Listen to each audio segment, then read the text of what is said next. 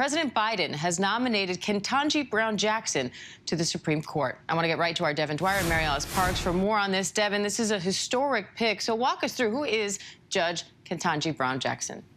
Yeah, Diane, a historic pick. No African-American woman has ever been nominated to the United States Supreme Court before. Only 2 justices of color have ever sat on that bench. And now, 2 years to the day when, after President Biden made that promise to elevate an African-American woman to the court, he has announced that Judge Jackson is his pick. Judge Ketanji Brown Jackson, 51 years old, as you said, on the younger side of the spectrum.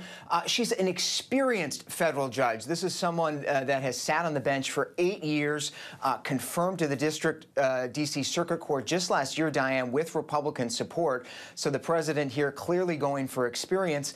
And she's been vetted by the Senate 3 times already with Republican votes. She was put on the district court back in 2013 by the Obama administration. She served on the Sentencing Commission, and then last year onto the D.C. Circuit Court. So this is someone with experience, an elite legal pedigree, but also has been a public defender.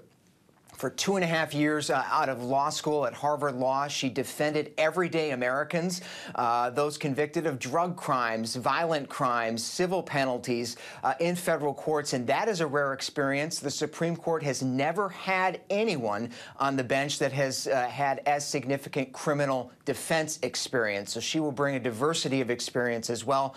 That is something that this president has prized, and so this is really a very significant moment. And MaryAlice, what went into this decision by President Biden?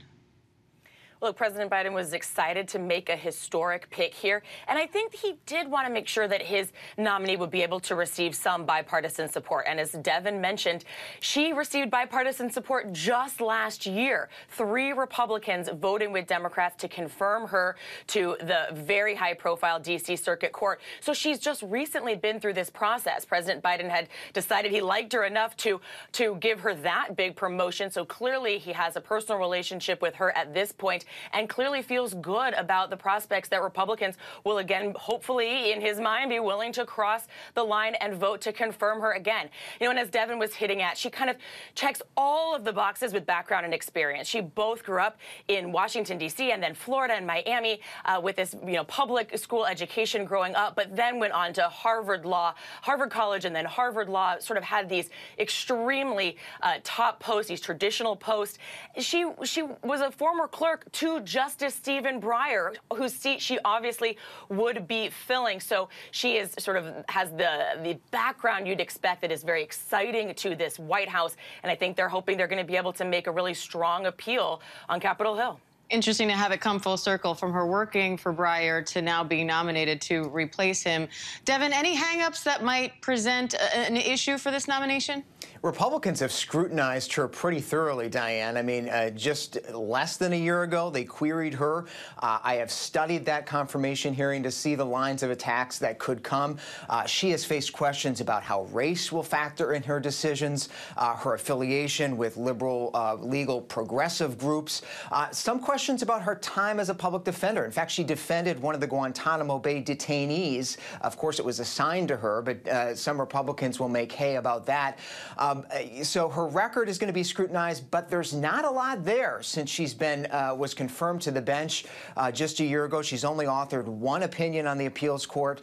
She's joined a number of opinions. And we should say that she will probably also be scrutinized, Diane, for some of her opinions ruling against former President Donald Trump, including that decision, unanimous decision by the appeals court, affirmed by the Supreme Court, that the president must turn over his records to the January 6th committee.